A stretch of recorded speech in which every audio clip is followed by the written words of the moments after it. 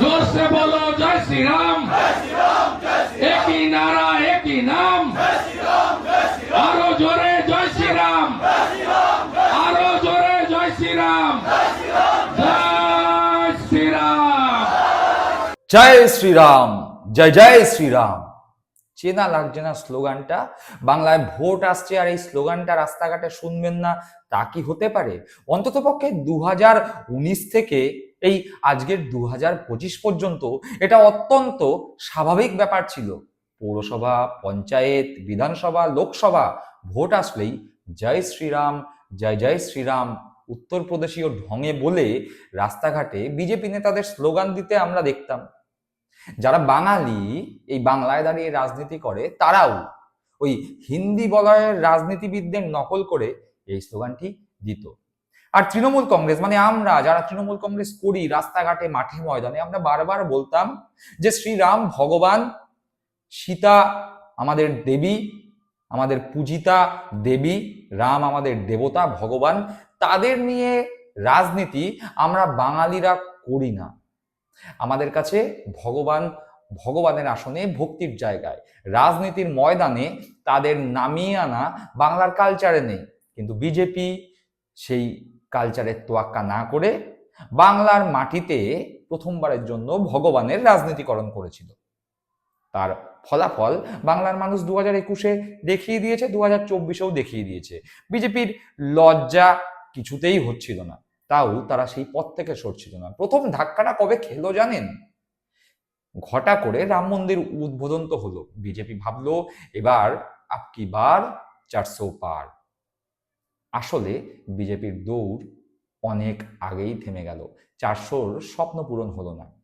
রাম মন্দির করেও যখন মুখ থুবড়ে পড়লো বিজেপি, কোনো মতে সরকার গড়ল, তারপরে বিজেপির মোহভঙ্গ হলো রামকে নিয়ে।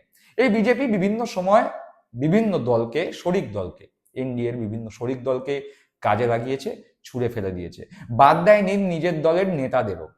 বিজেপির বহু তাবড় নেতাদের ব্যবহার করে শাহ আর মোদি জুটি ব্যবহার করা হয়ে গেলে ইউজ অ্যান্ড থ্রো পেনের মতো ছুঁড়ে ফেলে দিতে দ্বিধা করেনি।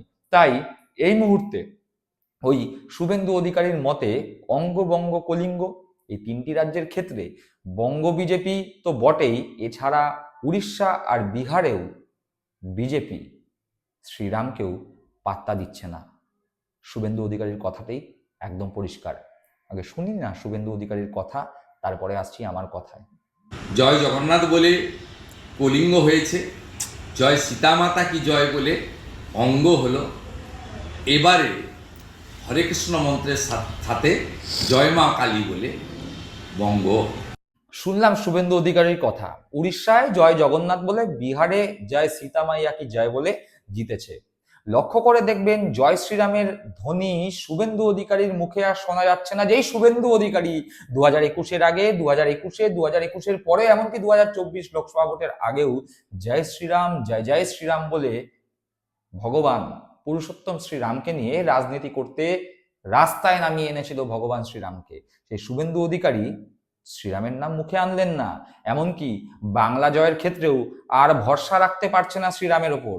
এখন ভরসা জয় মা দুর্গা, জয় মা কালী আর জয় শ্রীকৃষ্ণ। তাহলে রামকে নিয়ে রাস্তায় নামিয়ে নিয়ে এসে রাজনীতিকরণ করলেন কেন রামের?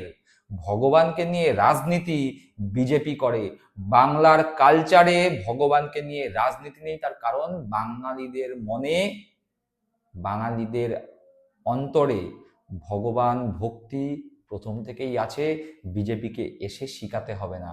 আর আমরা তৃণমূল কংগ্রেস কর্মীরা বরাবর বলে এসেছি, এই বাংলার মাটি দুর্জয় ঘাঁটি, জেনে রেখো দুর্বৃত্ত।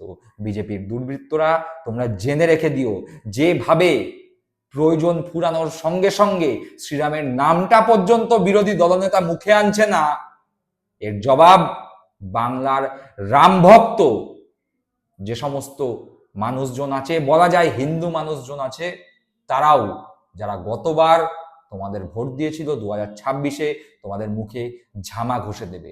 আর বাঙালিরা যারা বাংলা ভাষায় কথা বলে, যারা মা দুর্গার উপাসনা করে, যারা মা কালীর উপাসনা করে, তারা তৈরি আছে, একদম তৈরি আছে। বিসর্জনে ঢাকের বাজ বাজাই, আর আমাদের তো ডায়লগেই আছে, চড়াম চড়াম ঢাক বাজবে বন্ধু, এবার অন্যরকম খেলা হবে। প্রস্তুত তো খেলার জন্য বিজেপি? ভালো থেকো।